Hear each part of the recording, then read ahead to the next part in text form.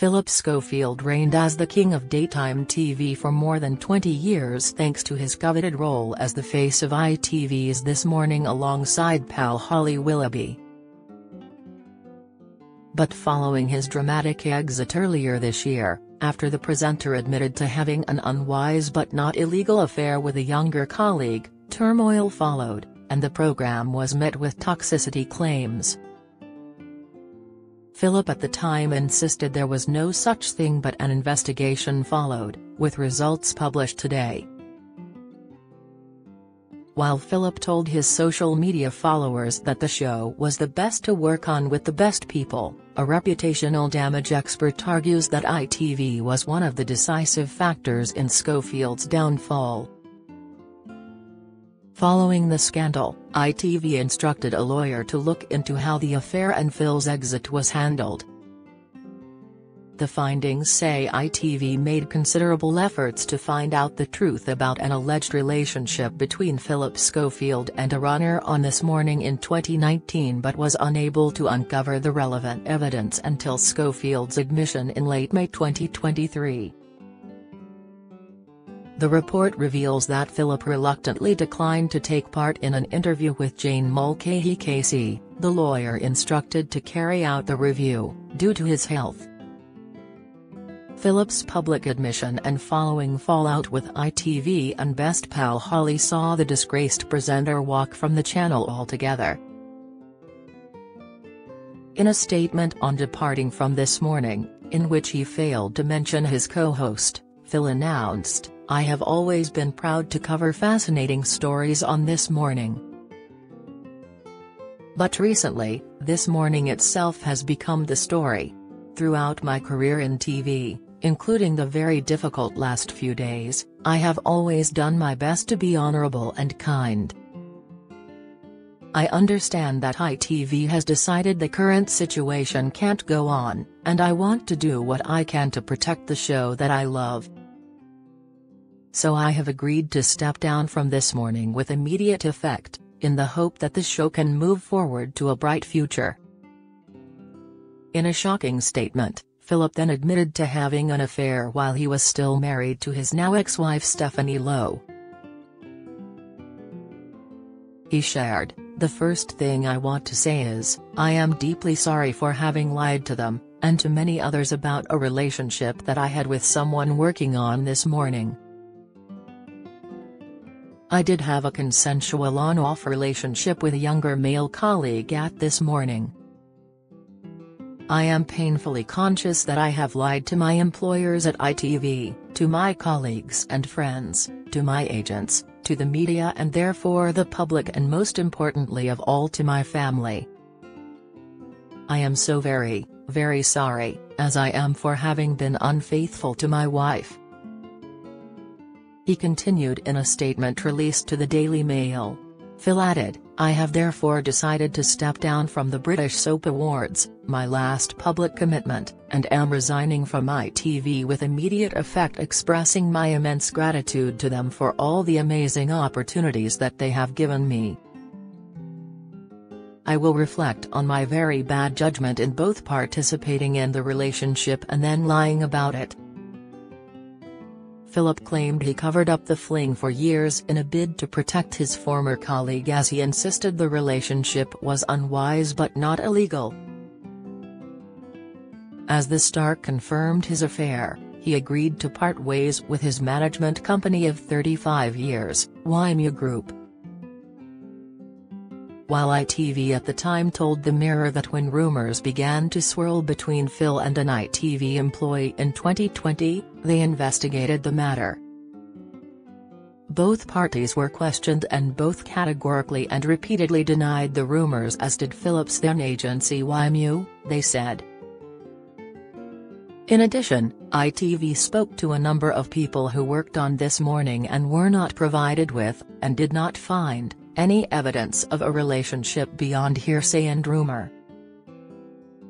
Phillip's statement yesterday reveals that he lied to people at ITV, from senior management to fellow presenters, to YMU, to the media and to others over this relationship.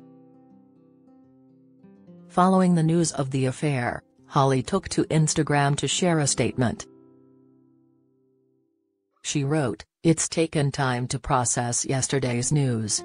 When reports of this relationship first surfaced, I asked Phil directly if this was true and was told it was not. It's been very hurtful to now find out that this was a lie." PR and reputation management expert Edward Coram James, from Go Up, believes that ITV and best pal Holly threw Phillip under the bus. In August, Ed told The Mirror he believed there was a degree of homophobia with the public outcry following Phil's public admission. But what didn't help was those around him, he says, with Holly admitting on national TV that she had been left shaken, troubled, let down and worried amid the scandal. You only have to look at the fallout from the Schofield saga and the double standards in terms of society's response to, say, Hugh Edwards, to see that Schofield had every reason to fear the potential for unfair and inflated scrutiny of his private life. Ed continued. He was also a well-loved and famous television personality, and thus even more open to unbalanced criticism.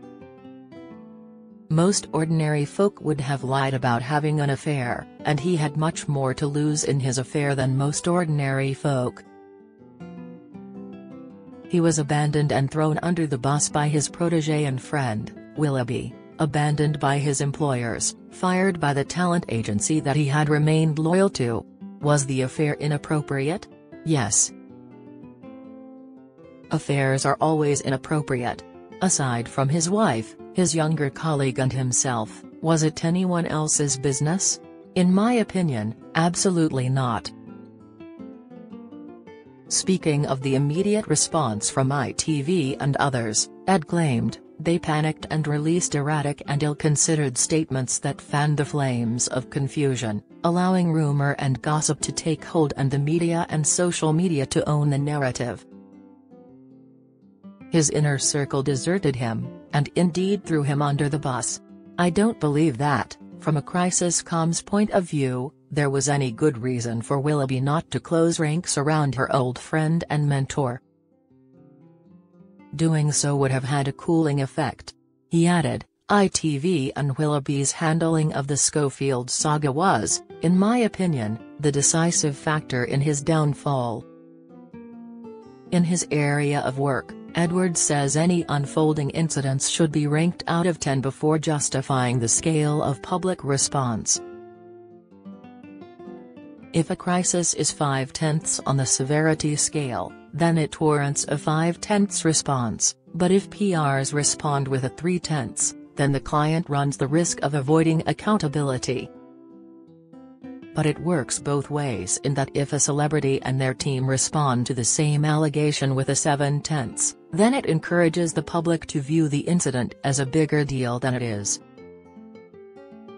Edwards says there are a number of rules to follow in crisis communications to limit any unjustified spirals. Releasing statements in the first 24 hours can set the tone, he says, with mistakes made in that golden period hard to come back from.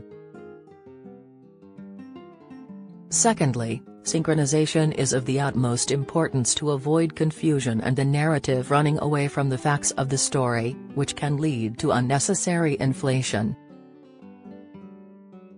Thirdly, match your response to the scale of the crisis, not to the scale of the outcry, the expert added. Fourthly, humanize the principal. Flynn and Martin released calm and cooling statements. By reminding the public of the various personal struggles involved, they humanized the principals. This immediately de-escalated matters. Panic breeds more panic and crisis feeds off panic. Calm creates calm and crises are diffused by calm. ITV and Holly Willoughby were approached for comment.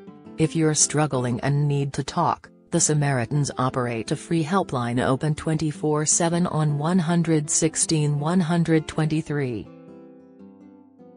Alternatively, you can email joe@samaritans.org or visit their site to find your local branch.